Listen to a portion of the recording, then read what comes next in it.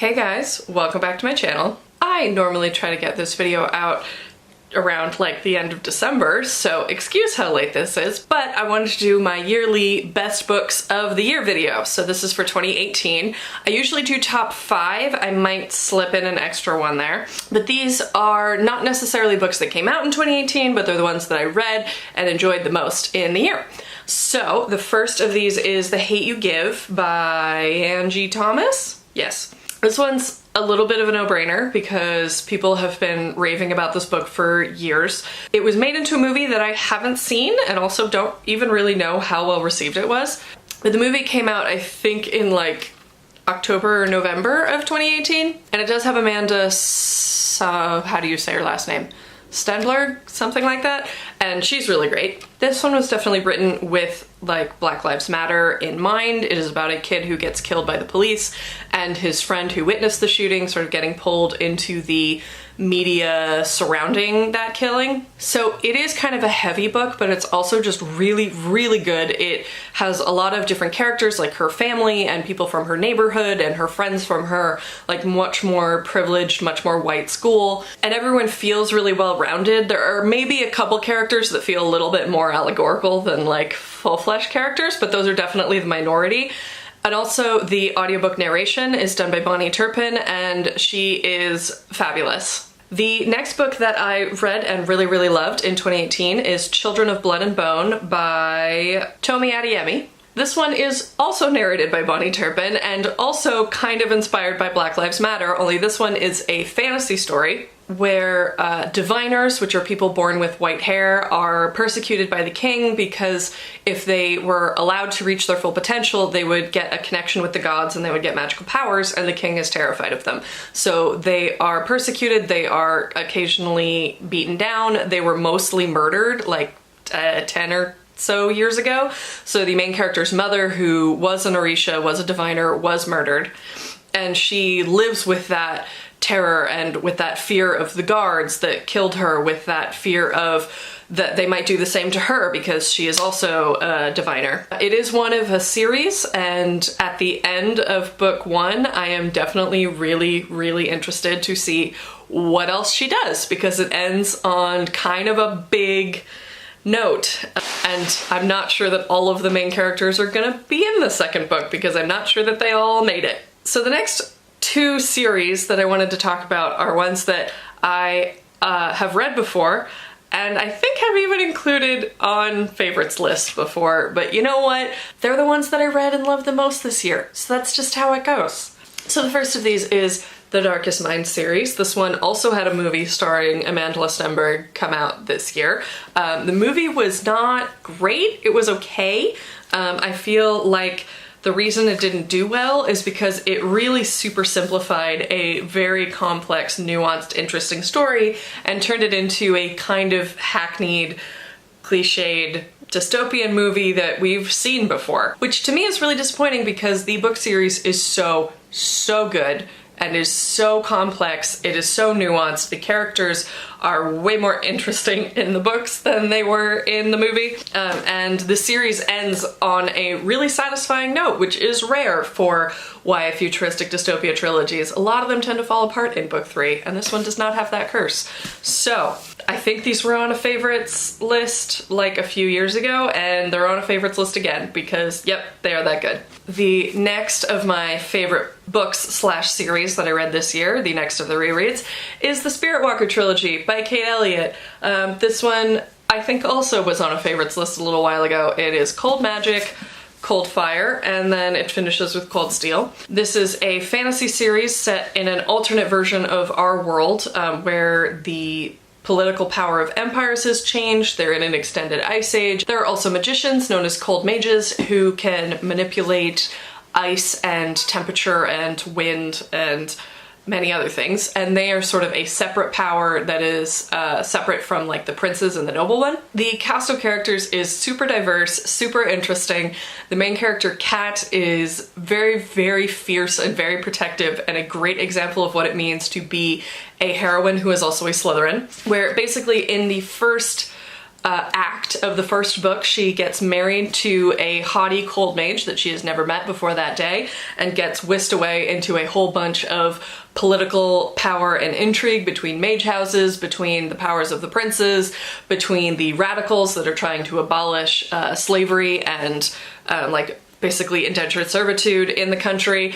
And like in book 2, she ends up in the Caribbean, and there's a whole different system of governance over there, which is super cool. They have like fire mages over there. The world is super intricate and well-rounded and very, very diverse and just a whole lot of fun. Next on the list is going to be The Girl with All the Gifts and The Boy on the Bridge by M.R. Carey. I read Girl with All the Gifts a few years ago and actually kind of toyed with putting it in my top 5 that year. It just kind of barely missed out being in my top books of the year video whenever I read it. I think maybe 3-ish years ago. And so I read Boy on the Bridge, the prequel, this year, and so now I'm kind of decided to include both of them in my favorite books of the year. So Girl with All the Gifts was actually made into a movie. Again, I haven't seen the movie because I can't watch zombie movies. I can read zombie books, but I can't watch zombie movies. They freak me out too badly. No, I don't understand that discrepancy either. It just is what it is. Both of the books have a great audiobook narrator. I forget her name, but she does a really wonderful job. If you're not familiar with the series, I do recommend starting with Girl with All the Gifts, because I feel like that is really where the meat of the story is. It basically follows a young girl named Melanie who is kind of a zombie, but kind of not. Like, she has a genius level intellect. She looks like a young human child, and she's basically being kept in a military facility and being experimented on, along with many other zombie children. Something goes wrong, and her favorite teacher and a couple other military personnel and a doctor all end up escaping and sort of going on the road together trying to find a new place to live.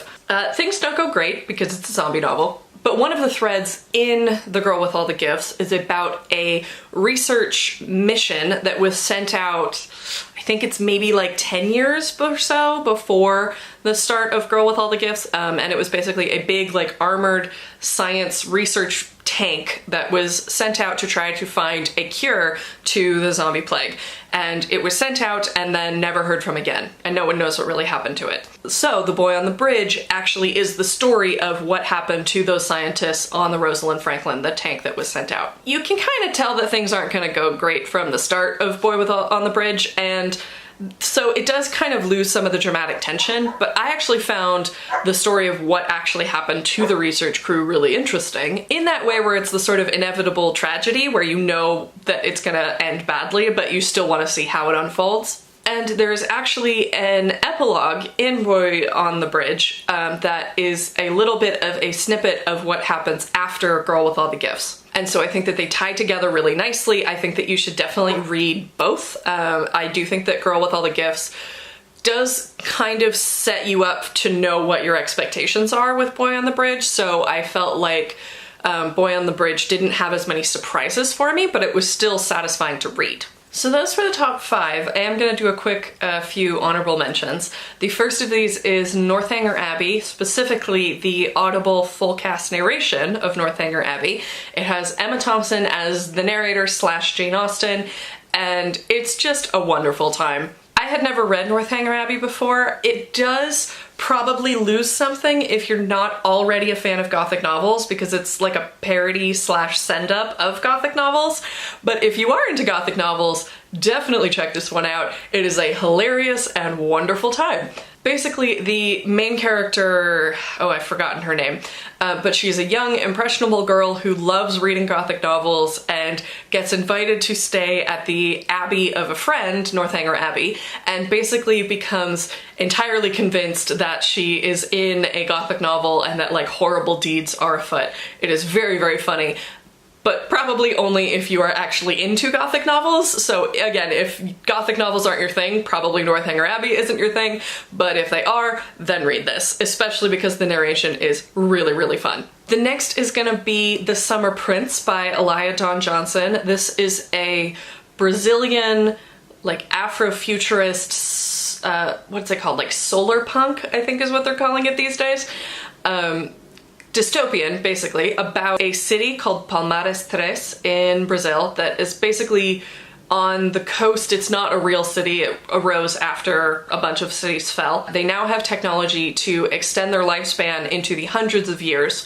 So young people, people under 30, are pretty much disregarded. And every 4 to 8 years, I think, they have a summer king, which is a volunteered and elected position of Waka, which is the under 30. But basically, they are elected to then choose the new queen of Palmares Tres. And in the choosing, they are ritually killed. And basically the idea is because they are doomed to die, they are uncorruptible because they will gain nothing. So it follows one election year, and the main girl is named June, and her best friend Gilles are both kind of infatuated with the Summer King Anki.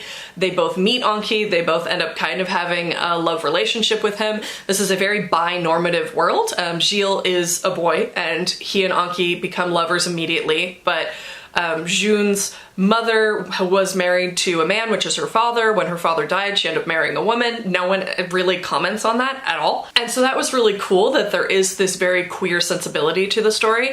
The like Brazilian futurist aspects of it were really cool as well, because that's not something that you see a whole ton. The one thing that I would warn about this one is that I didn't really love the audiobook. They were doing an accent and I can't say exactly what was wrong with it, but something about it didn't flow. I think part of the problem was that it kind of meandered. I think June's voice actress narrator was better than Anki's because they do trade off. June does most of the narration and then Anki just kind of has these little asides. And Anki's narrator is really not good. His accent is not consistent at all. So I do recommend reading this one, just maybe not on audiobook. And then the last of my top books of the year is Trail of Lightning by Rebecca Roanhorse. I usually try not to put the first book in a series on the list when the rest of the books haven't come out, although I did that with Children of Breath and Bone? Blood and Bone? What is that called? Children of Blood and Bone, okay.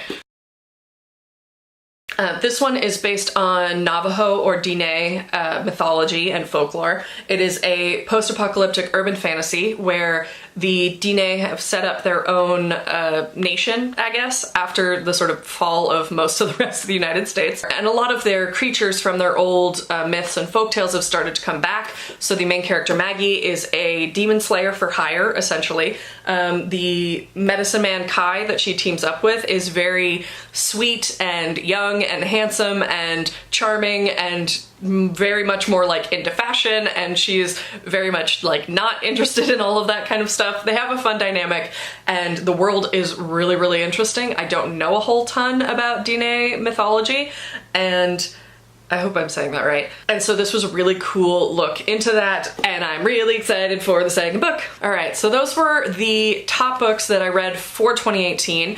I read actually a lot of books that I was not super thrilled with in 2018, so I'm thinking about doing a like most disappointing books of 2018 video. Let me know if you would want to see something like that. But in the meantime, thank you guys so much for watching, and I'll see you soon in another video. Bye!